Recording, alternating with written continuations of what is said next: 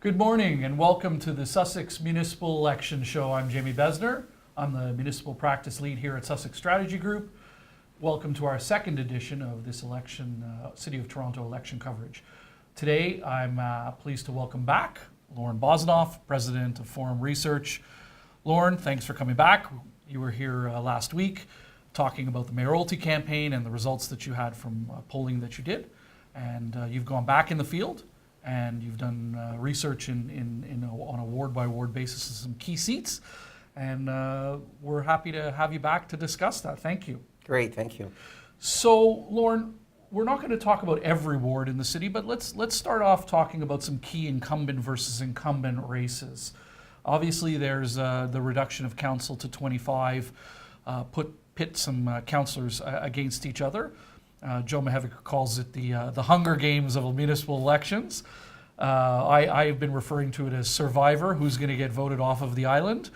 But definitely some interesting races to watch. Ward by ward results will be fascinating on election night, and we'll see where that goes. But let's talk about some early predictions. So you were out in the field when? Just actually on this last weekend, so just a couple of days ago. Okay. And did you polled citywide, or you polled how many wards did you poll? So we've done 10 surveys, so 10 wards, 10 surveys of 400 each. 400 in each sample, of those yeah. Each of those wards, yeah. Okay, and a 400-person sample. What's the margin of error on those types of polls? Well, it's about 5%. Okay. But remember, in municipal politics, turnout is a little lower than in other politics, Right. and so that creates a bit of wobble in our predictions because Okay. we don't know who's going to turn out I see. to vote. I see. So because turnout is less, you never know which people will turn out, and then that kind of skews the results a little bit. How do you take into account wards that have predominantly non-English speakers versus English speakers? Does that skew the results a little bit as well? You know what, it does unless we can especially prepare for it. So if we're going to award the predominantly a certain population, we can record the survey in that language. We haven't unfortunately done it for these polls, but that's how we would do it if we had more time. Understood. Okay. Well, let's go through, let's start off with Ward number 5. So Ward 5 is York South Weston. It's held by both Councillor Francis Nunziata and Councillor Frank DiGiorgio currently. So what's going on in Ward 5? I'm actually going to put it on the map here so people know what I'm talking about.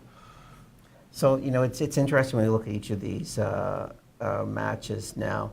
So in general, you know, well, councillor is the current councillor in half the ward. Right. Half the new ward. So Right. it's hard to predict without doing a poll how it's all going to turn out. And the issue really will be how many people in the other half of the ward know that councillor. Name recognition on the side they're not currently representing. That's right. And name recognition is really, really important. So it really comes down to, I think, who has a bigger profile outside their ward. Some councillors are really well known in their own ward, but not really, you know, they're good at taking care of their own local ward issues, but they don't Right. really have a citywide profile. I think what we're going to see today is the councillors who've managed to have a citywide profile for whatever reason, hopefully a good reason, will help them in this race. And we see this, I think, in this race. This is Francis Nunziata versus Frank DiGiorgio. We have Nunziata well ahead at 39%, DiGiorgio at 19%. Remember, the Nunziata name is very well known. Sure.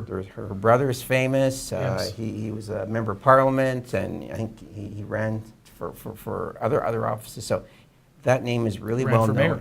Ran for mayor. I think that is really going to help Francis Nunziata next week. And she was a speaker on council and one of Mayor Tory's big allies, although DiGiorgio was a supporter of the mayor as well, but Nunziata had a prominent role in the last council. And as you said, the Nunziata name is very well known in Canadian politics, definitely in Toronto politics.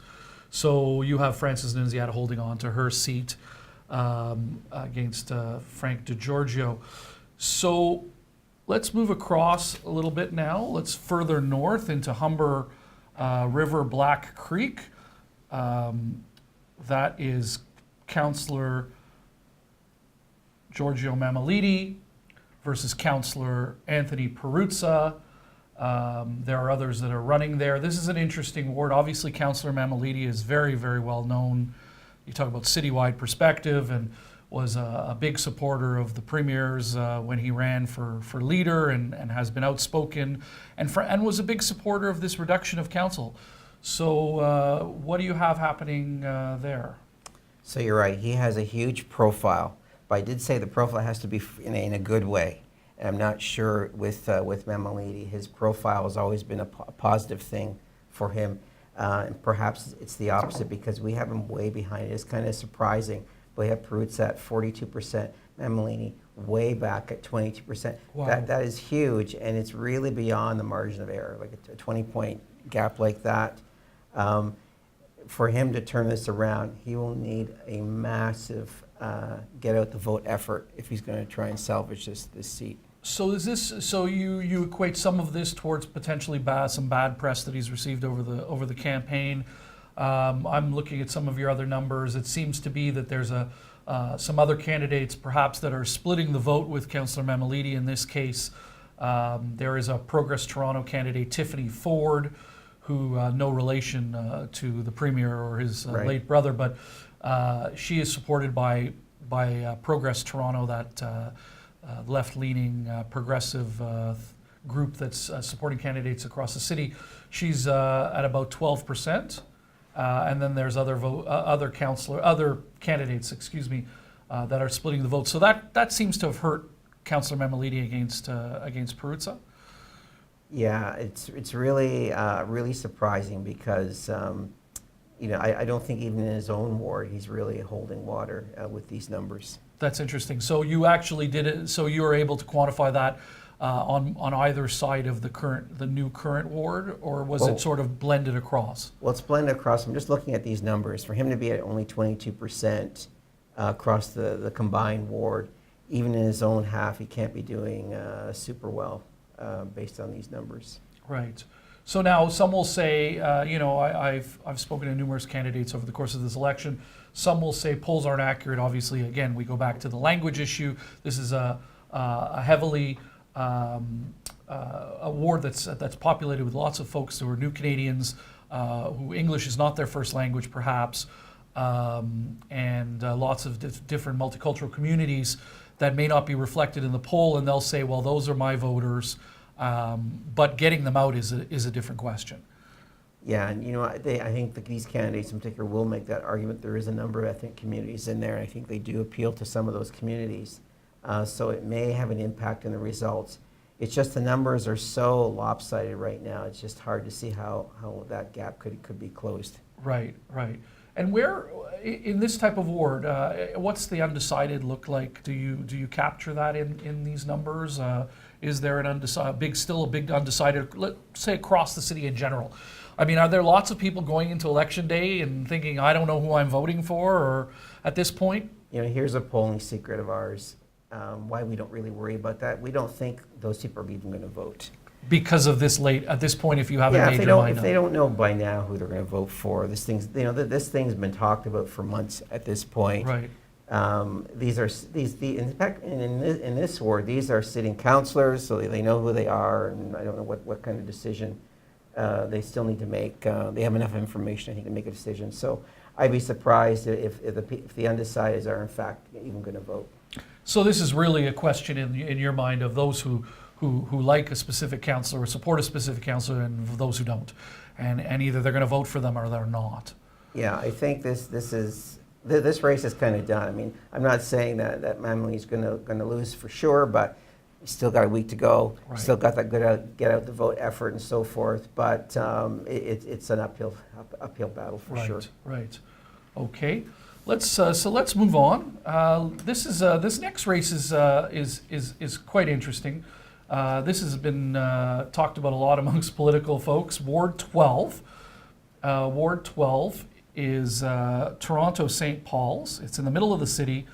It's a really interesting ward because it pits two very, very popular councillors, I would say, on council. One from the left, one from the center.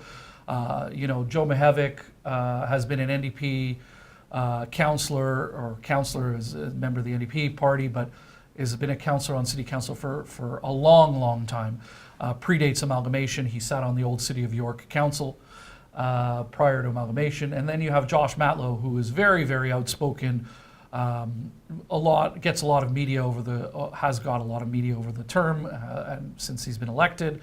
Very outspoken, in fact, against Mayor Tory. And what's recent, actually, what's interesting is that the mayor actually came out recently and endorsed Joe Mihevc, which was interesting because he was not typically a supporter of the mayor's in the last term of council, being on the left of council. But he came out, he said, this is a man I can work with. He doesn't always vote with me, but I think I can work with him. Where clearly Matlow is not someone that's has supported the mayor, and the mayor is not on the mayor's team. So what are the numbers here? Well, it is close, but we do have Matlow ahead with 49% to 43% for Mihevc. Joe Mihevc, 30-year veteran. But Josh Matlow, he's been a councillor for 10 years, so it's not like he's an unknown quantity. No, absolutely. He is well known. And in that ward, in the combined ward now, so Josh Matlow is from the eastern half of that ward. That's the Young and Eglinton area. Mm-hmm. Massive development goes on there also. So in terms of what he does in the ward, he's extremely busy because dealing with the homeowners and all these towers going up and the condos and so forth. He is very active. I think because of that activity, he gets to be well known, really well known in his ward because so much is going on.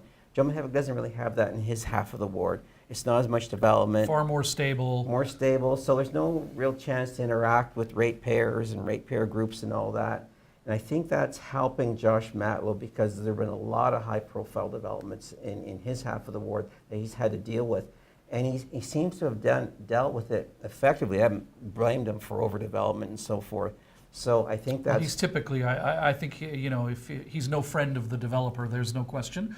He opposes typically development on council, so that probably gains him a lot of support from the local residents. Yeah, but when he is unable to stop it, he doesn't seem to get blamed for it. I see. They seem to I think, buy the argument, well, I did everything I could. Sure. Rather than, oh, why didn't you get the job done? So just his involvement with the community groups and all that development has really raised his profile. And of course, he's famously against the Scarborough subway. Yes.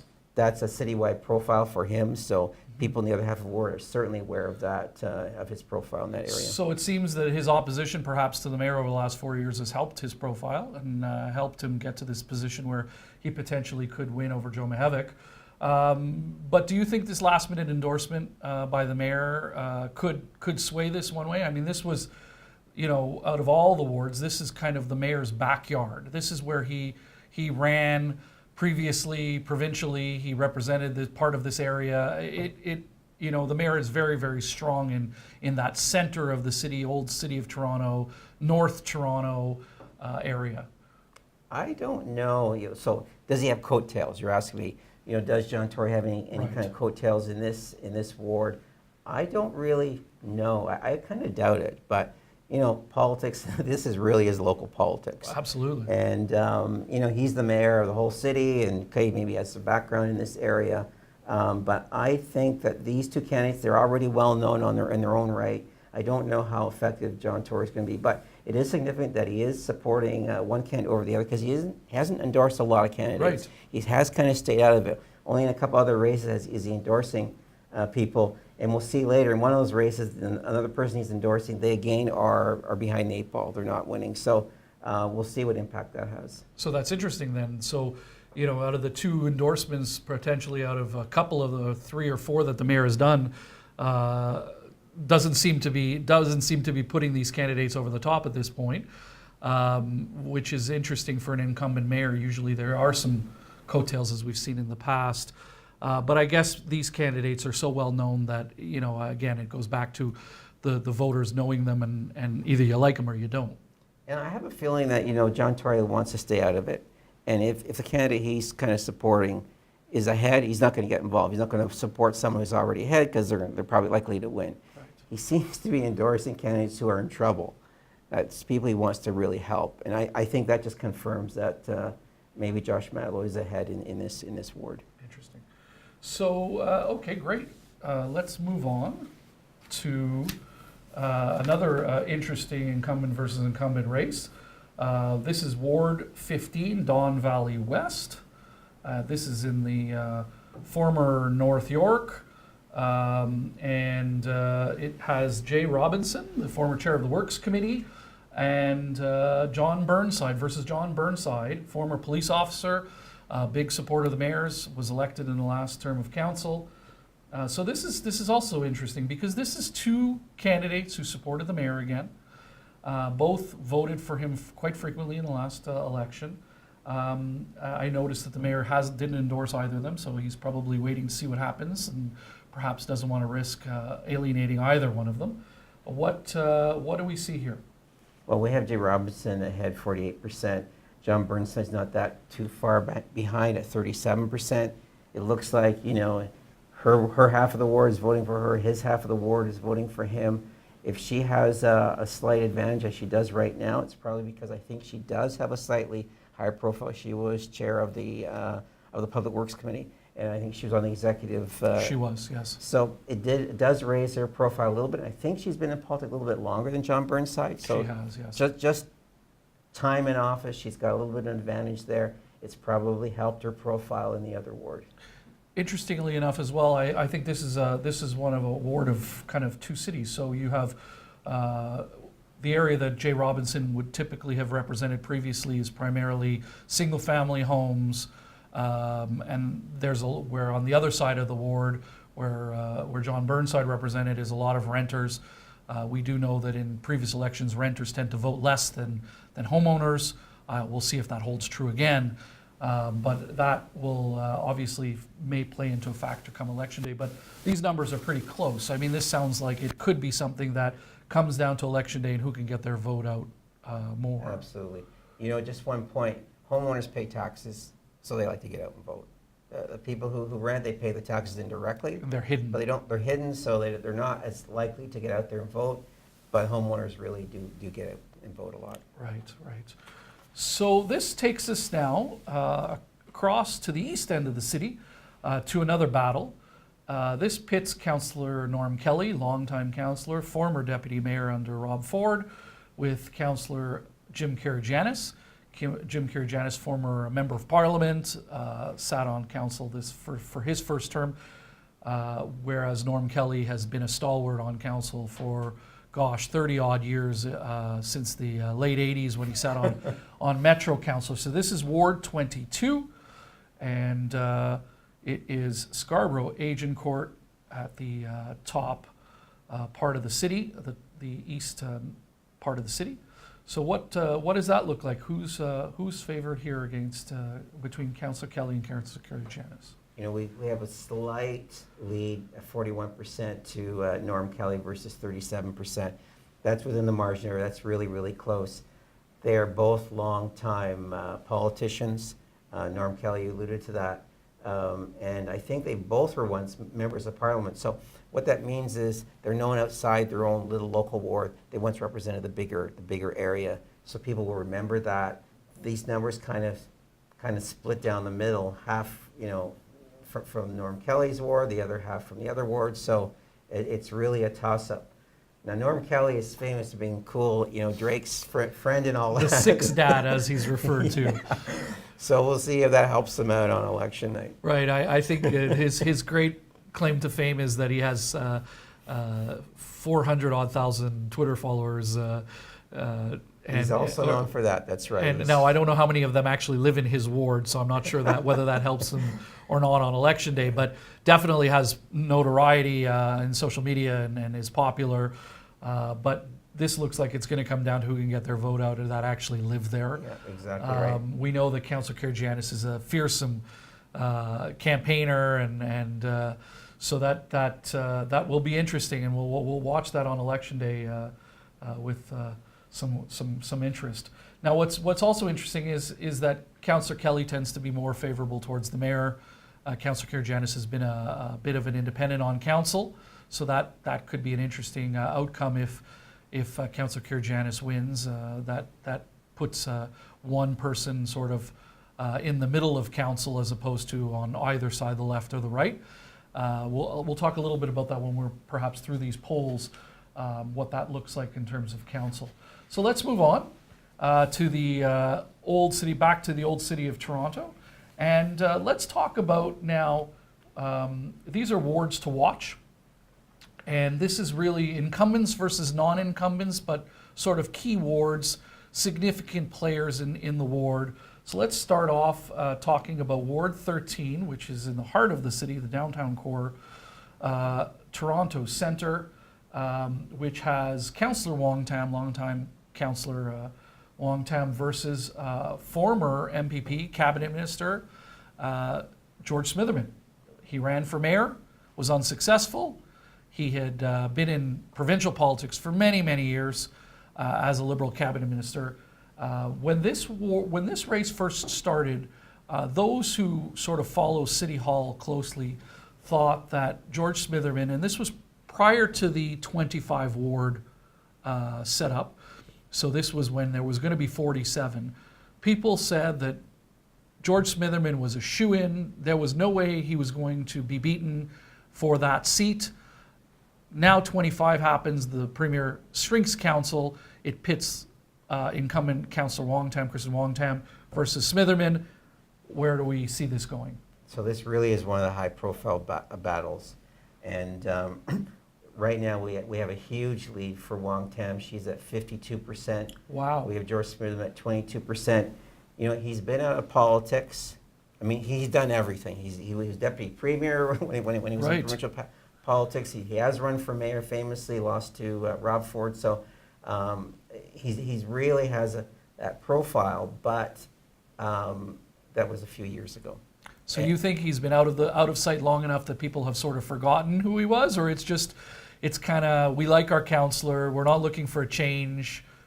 You know, Wong-Tam, so this is another ward where there's a lot of development. It's because of the downtown location.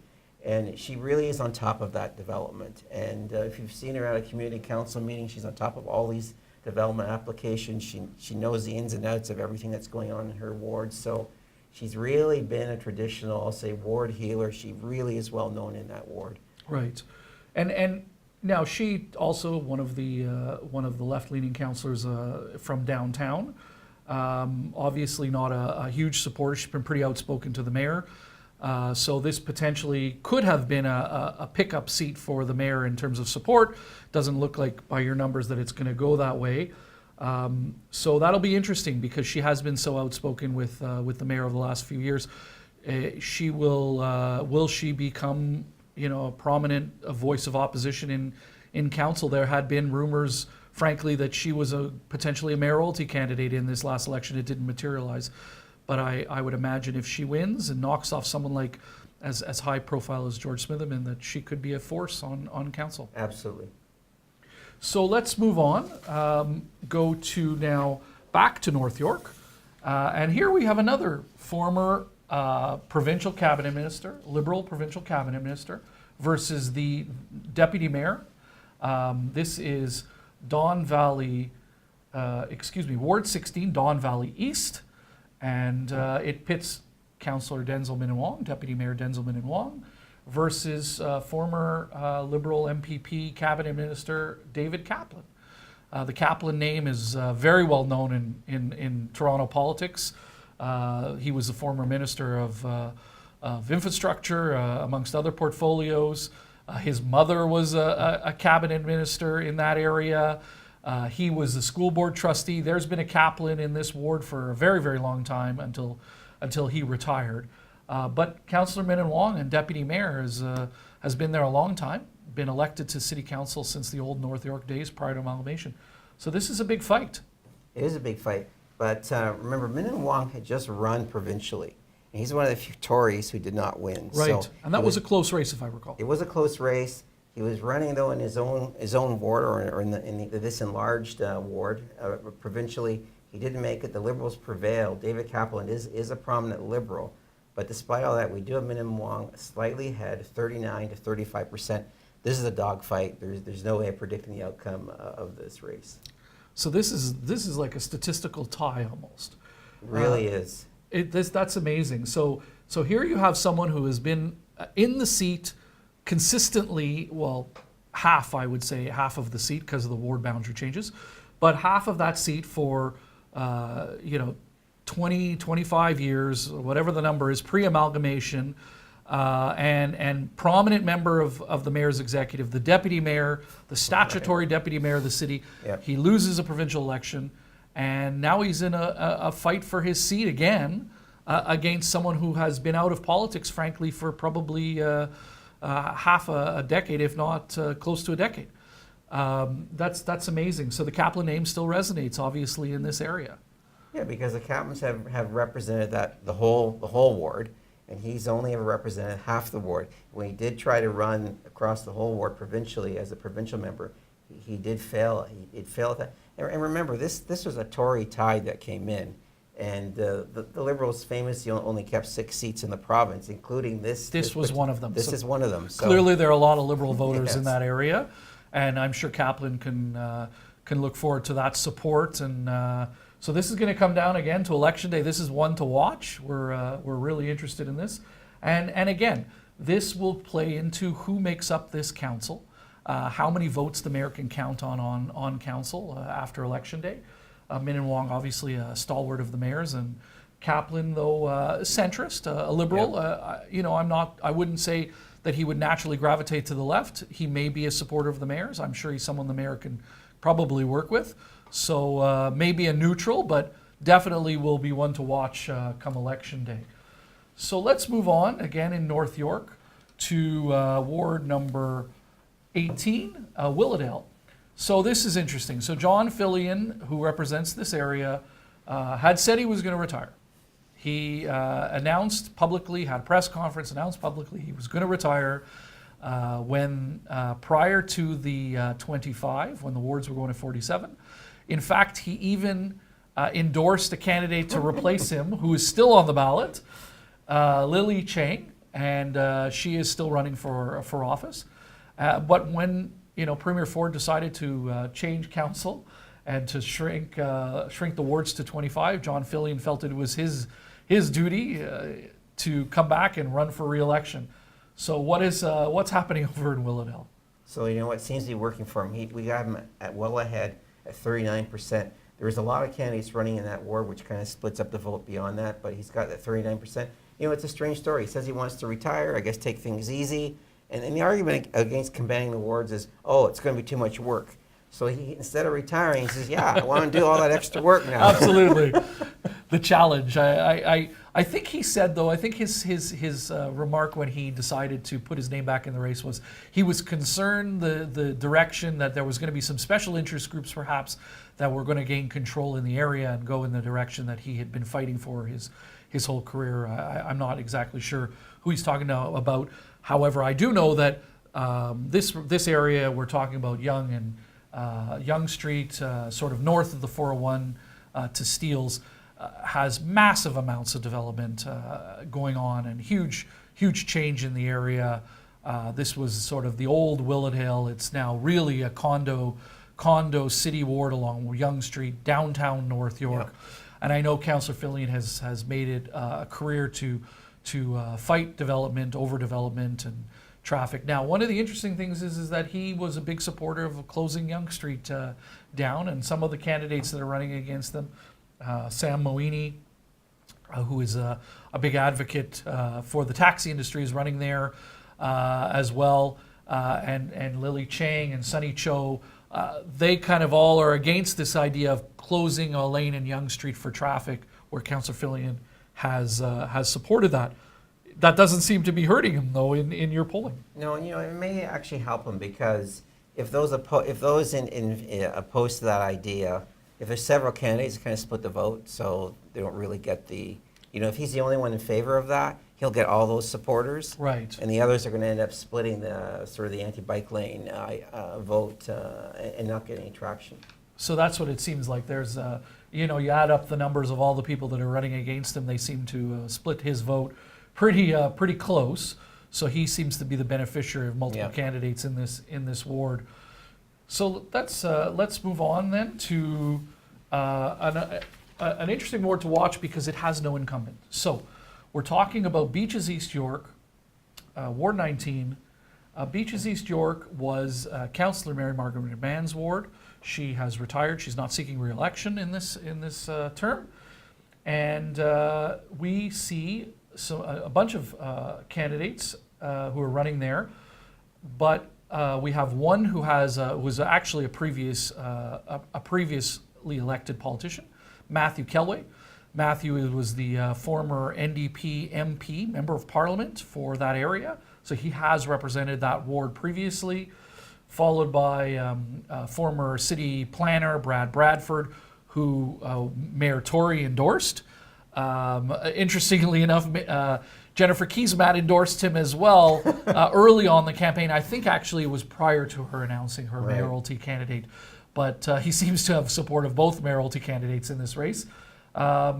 But based on your numbers, it doesn't seem like it's helping him. So Matthew Kelway seems to be doing well. Give us the numbers there. Yeah, so that ward really had two parts to it. The lower half that you're alluding to, and Janet Davis in the East York part of it, and they both retired. So it's kind of rare that we have an open seat. Right. This is doesn't happen very often. Because they just both happen to retire. So there's no incumbent at all. You know, you could say Matthew Kelway kind of is the incumbent because he did represent both halves of that ward. So right. It's quite a diverse ward from the north and East York part of it in the north down to the beaches on the south. So to have that name recognition across that whole area, I think is a real advantage for him. I think that's why he's so far ahead. Right. So it's a question of incumbency. It may not be incumbency to City Hall, but it's incumbency as an elected official. Having your name on a ballot obviously matters, and we know in municipal politics, name recognition is a key factor of electability. So this obviously goes that way. So we'll keep an eye on that one, but it looks like Matthew Kelway could be a new face on council. There won't be a lot of new faces, but this potentially is one of them. Yeah. That brings us to the far east part of the city. So this again, this is a ward where you have an incumbent versus potentially a non-incumbent. However, in this case, so we have incumbent Nathan Shan, who was elected in a by-election to replace the late Ron Moser, and against challenger Jennifer McKelvey. Jennifer is well known because she ran the last time and came in second, a very, very close second in the last election to Moser by several hundred votes. So she is well known in the community activist, and Shan hasn't been there all that long. I think it's really just half the term that he sat on council. So what's going on there? So we have McKelvey well ahead at 50%. Shan is back at 27. Wow, that's a big number. It's a huge gap to try to overcome. So she seems to be well on her way right now. That's interesting. So again, this potentially is a new face on council from someone who has run before, came really close, and almost defeated an incumbent then, and now she looks like she's poised to defeat this incumbent. That's fascinating. So that is an interesting twist because that goes the other way. We've talked about a bunch of races that, like the Mamalidi Peruzza, where the NDP will pick up seats. Kelway, who is also an NDP, will likely get elected. So here we have the opposite. Here we have a situation where Jennifer McKelvey is known as a center liberal, defeating an NDP, longtime NDP activist, Nathan Shan, who sat on school board prior, and was seen as actually one of the rising stars of the NDP. He's a young incumbent with what people think is a bright political future that could come to an abrupt end if your numbers hold true. So that'll be interesting, and that's a switch the other way around in Scarborough, and that potentially could help Mayor Tory, obviously in his numbers, getting to that magic 13 majority. So this is a heavy John Tory ward. We did ask the mayor's race in these wards, and just in this one, he's at 68%. You know, Keesmaat, the center-left candidate, is only at 21%. Wow, so the numbers hold. This ward is heavily leaning centrist rather than center-left. Right. So that makes perfect sense then. That if McKelvey gets elected, that she would likely, support Tory and his administration. So that's great. I mean, that's an interesting perspective across the board and amongst all the ward by ward challenges. So election day, we're 4 days away. You know, we'll obviously see what happens on election day, and there's a bunch of other races across the city that you didn't do numbers in, but looks like mostly incumbents will get reelected. Common names.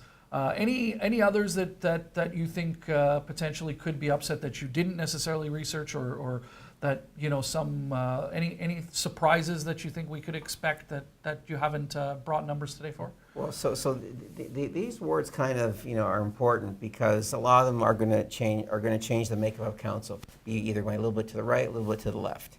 But there's a bunch of wards where there are two incumbents running. It's not going to change the makeup of council. Like, for example, in Etobicoke, we haven't really talked about those wards. Right. There are incumbents running, but I'll say it doesn't really matter in terms of the makeup of council. Because either the incumbents is because they both support the mayor, or they both don't support the mayor. Exactly right. So we haven't really pulled those because it didn't really matter. You know, Michael Ford, I mean, that would be an exciting race, just, you know, being the nephew and so forth of the premier. So there'll be those interesting other races. There are a lot of other incumbents running against each other.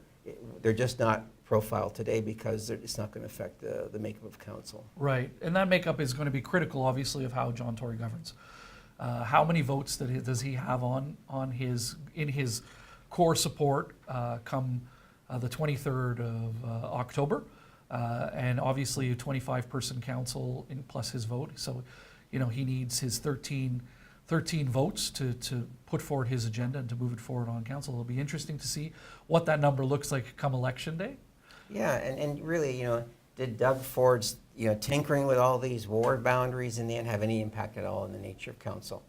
Right. Is it going to be again center left, or is it going to move slightly to the right, or has had no impact at all? Right, so that'll be interesting to watch. We look forward to that. And again, I want to thank you for coming on and sharing these numbers. We appreciate your time and your insight. And we're looking forward to election day and seeing how all these pan out and how close your numbers are to where they are. Polling, you know, sometimes is off in histories of elections, but you know, it always gives us a glimpse of things how they are right now. And, That's right. And we appreciate it. Thank you, Lorne, and thanks for being with us. And have a great day. Great, thank you. Thank you.